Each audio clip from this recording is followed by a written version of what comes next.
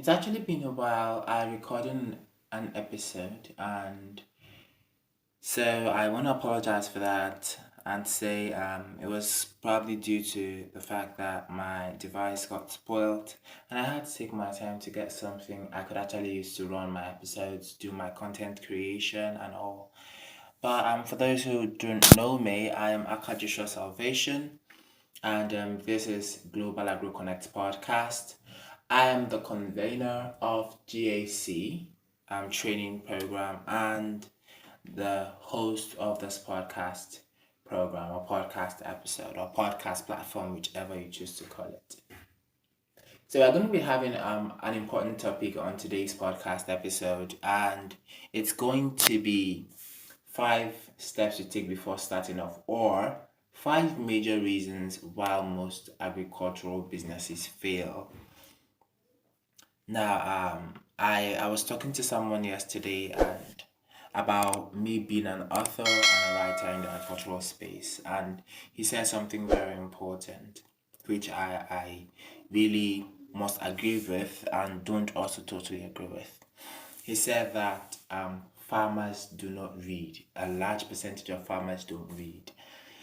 I must agree with that because I know of several times that I would have different captions or content that I believe would be of great benefit to farmers, and basically just a few would have access or would actually be able to read it. So I believe that was also one of the reasons why I started this podcast episode, to also educate people, because most times what I talk about on my podcast episodes are what I write about, are what I create my content on.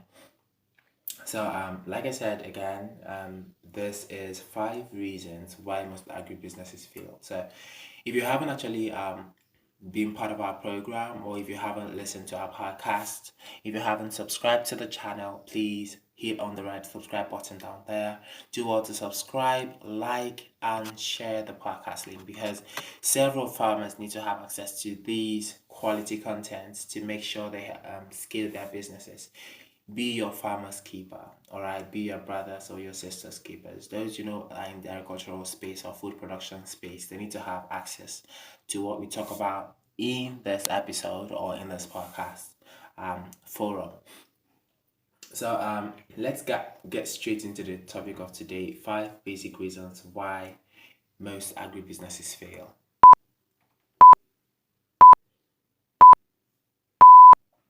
Now, coming back to that, we have improper training or know-how. Yes, before I decided to enroll for my agricultural training school back in 2020 stroke 2021, I was speaking to somebody, one of our neighbors that back then, who he wasn't cool with the idea of someone deciding to go to school to study agriculture. Now, his argument was our forefathers didn't actually go to school to study agriculture, and they came out and they were farmers, right? And they produced food. Now we have several other people who are producing food today that were never farmers. So he advised I go to get a more prestigious course. Then if I wanted farming, I could come back and do it. But several things have changed since that time, several innovations. Now, you going to school to study agriculture is not something bad. In fact, it's something to be proud of, because there are several things our forefathers didn't do then that are happening now. Major reason, because I believe major reason why our farmers then, or our forefathers, worked like elephants in the agricultural space and ate like ants, was due to lack of knowledge of how profitable the venture was and how much they could actually be making from it if all utilities or all things are carried out as they are supposed to, or if they actually acquired more knowledge. So in this episode, we're going to be talking about that. How really do you get the proper training and know-how? Now, I'm an advocate of the fact that you can get your training either online or offline. Most people say go and apply for apprenticeship in a farm, but what if you don't? What if you don't have that time? What if you don't have that resources? That because several of us want to go into agriculture, snairy, fish farming, or others as an investment platform where we get people to work for us, and yet we need that knowledge, because if you start off without getting the knowledge to run your business, those workers that you get into your farm, seriously, they will give you hypertension. Seriously. All right, your business will crumble if you don't have the knowledge. Even if you're not going to be staying in the farm on a regular basis, make sure you know or you have accurate knowledge of what is supposed to be going on in that program or in your farm business. So that when something is going wrong, you are able to tell and rectify immediately. Because if your farm workers know very much that you have no idea of what you're going into, to be sincere, they are going to cripple your business without your knowledge. And you're going to actually feel that you're making profit whereas you're losing. Okay, adequate training is important. You can actually chat us up. We actually do trainings for farmers, and we also do farm workers capacity training or capacity building for those who want their farm workers to gain adequate knowledge to know how to handle their farms effectively. We do trainings on different sectors from poultry farming to snail farming to crops and as well as aquaculture or fish farming. All right, so we do trainings on those areas. And these trainings can happen either virtually, that's through the use of our online medium, be it the Zoom platform, WhatsApp, Facebook Live, or YouTube, or even um, Google Meet. And we also carry out physical trainings as well. But we also have several other farmers who can take you on the training. So whatever enterprise you intend to go into, make sure you acquire adequate training before getting into that enterprise. Two, improper market survey and segmentation. Now, I did this way because I actually had to add this because most people, you believe since you're into agriculture, yeah, there is a popular quote for farmers. Since everybody must eat, food will always sell. But it's important to note that agricultural products are highly perishable, and as such, their marketing or their sales should be of paramount importance.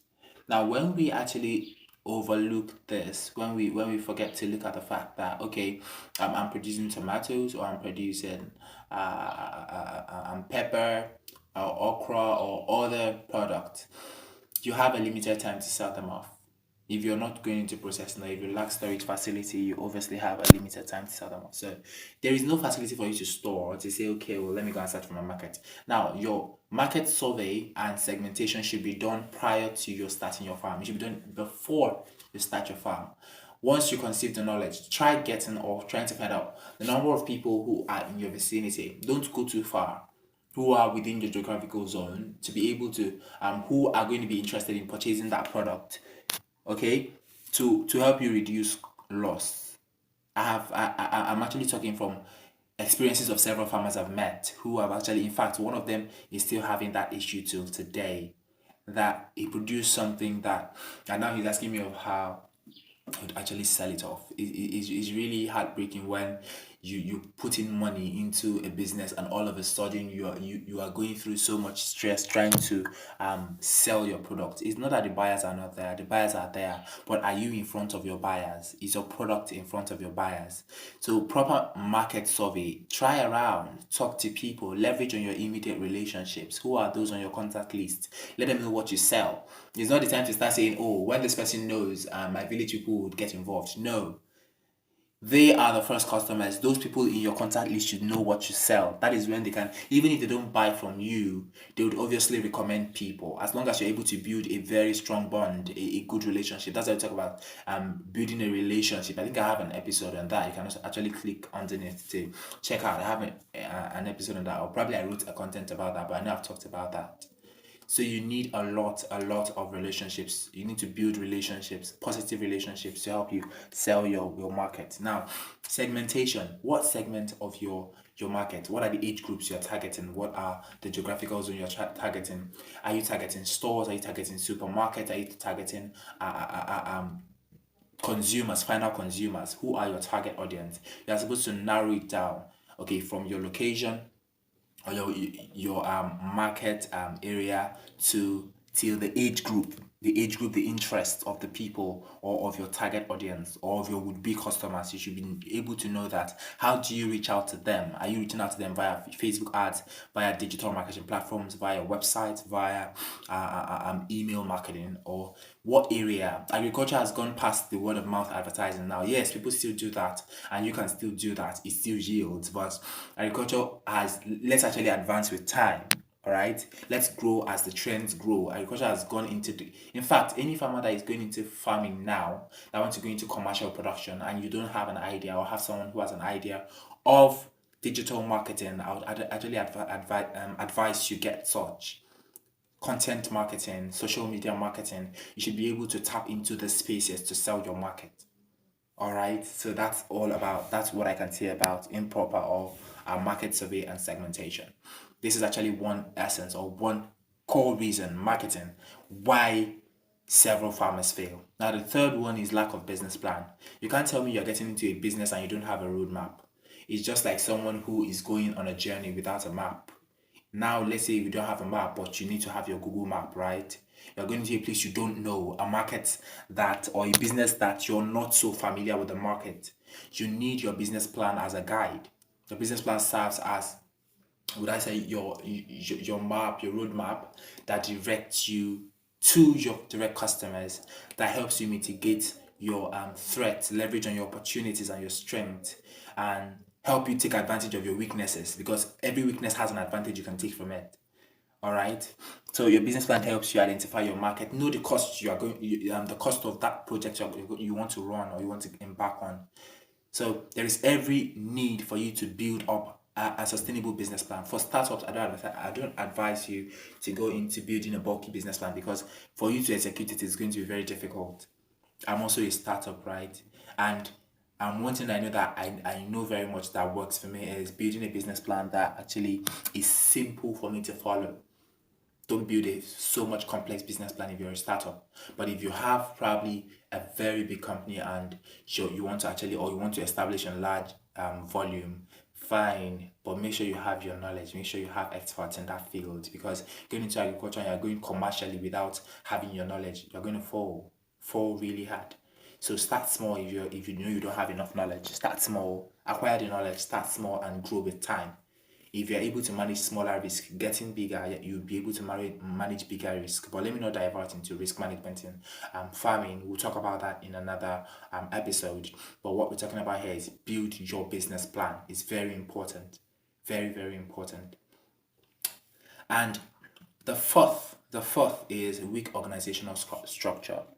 You don't tell me because you're just into a small segment of agriculture and you don't have your structure as an organization. You are building a sustainable business. You are building a business you know you want to grow. You're not building a subsistence farming business here. You're building a would-be commercial business, a business that services people's needs, a business that takes care of people's wants, a business that reaches out to market. You need to have an organizational structure. You can start small. Now you get into some businesses. Once you're seeing their mission statement, their vision statement. You're actually seeing what they're in for, what they do, their core values. That is how your business should be. Your business should have a structure, a managerial structure that allows you execute your business. Let them know you for this. Have a value you offer. Have something unique. Your structure offers your uniqueness. Your structure propels your uniqueness. It helps people to identify that thing that differentiates you from other businesses. Have your unique, a very strong organizational structure. Now, any worker you're getting in should also be trained to follow such structure, your principles as a business, your laws, your rules, right? Adequate, proper record keeping, and a clear vision. You need a lot of that. Clear vision and mission. Let your vision be clear and let your workers or staff be able to align with your vision. Even you as a farm owner, never lose focus on your vision, because once you lose focus on your vision for that business, your structure becomes weakened. The structure comes from you, comes from your business. You are your business. Now, once you lose focus on that business or on that vision of yours, your structure becomes very weak. So you need strong organizational structure. Now, the last but not the least, we have a lot, but I decided to just pick these 5 important ones because they are a major cause of failure in businesses, several agribusinesses today. The last is, but not the least, is untrained staff and workers. When you have workers, in fact, to be candid, never ever make the mistake of believing that your workers know it all, even if they've acquired BSc in that field. My dear, you need to train them on it. Our educational system in this part of the world does not offer so much practical, but we have those that have attended some practical trainings. I even advocate for more of that, those people to be part of your workforce than those that just sample their BSc or their educational qualifications. But nevertheless, to actually leverage on the theoretical knowledge of those people and bring out the best from them, you need to also train them practically. If you know you don't have so much knowledge to train them practically, involve training institutes. Yes, you have them to work on your farm, but why don't you give them a day to probably one day in a week where they go through this training, or probably before they even commence, once they are in, take a week to put them through, a week to train them. Yes, the training in agriculture never ends, right? But you can actually have or layers with different small organizations or organizations that train people or that train farmers to probably carry out virtual trainings for you, which we're actually going to be having training probably after work hours, where you provide your data and they run the training probably online or via Zoom, where they report what's happening on the farm. Then they are taught how to handle it, or they are taught different ways to actually improve their efficiency. I've actually worked on a book so far that talks about farm workers' efficiency. We're going to be talking about that later. But that's what the book is all about, how you can improve your farm workers' efficiency. Now, train your farm workers. Staff training is very, very important. It is very, very, very important. I can't actually overemphasize that. Your staff are the engine room of your business, especially those in the production sector. Your staff are the engine room of your business, and you can never compromise that. What you give to them is what they give back. They are just like your livestock. What you put in is what they give out. If you're not able to train your staff, if you're not able to train your workforce to align with your vision, to actually carry out your activities properly, they end up doing the opposite. Never actually be fooled to think that they know it, or they can give you the degrees, they can give you the theoretical knowledge, but what of the practicals? Do they know it? And even if they do, there is every business have that structure. Like I said before, let them follow your structure, let them follow the way that works for you, not the way that works for them. You have to still train them. There's every need for them to relearn, unlearn what they have, and relearn your mode of work, your code of conduct, the way you carry out your activities. Every farm have different ways to carry out their activities. Let them learn that. Okay, I don't want to actually make this so long or so elaborate, but I'm very sure that you've understood the importance of proper training and know-how for you as a farm owner. Secondly, market survey and segmentation. That should be done adequately. Then the third is build your business plan. Weak organizational structure is another cause, but if you're able to have a strong organizational structure, it's to your advantage. And the last is train your workforce or your staff, because they are the engine room of your business. Now, if you know you haven't still clicked on that subscribe button, I know you've gotten value from this. I appreciate by clicking on the subscribe button. I would really appreciate that, and you have a whole lot to learn from our podcast episodes. I acquire knowledge every day on agricultural sector, and which knowledge or this knowledge I write in my books that I also share on the podcast episodes like this that you would benefit from. Thank you so much once again for sitting to listen or for listening to this podcast episode. Please use the comment section for any question you have, or to actually seek for advice from us, who would actually be so happy to give the advice to you.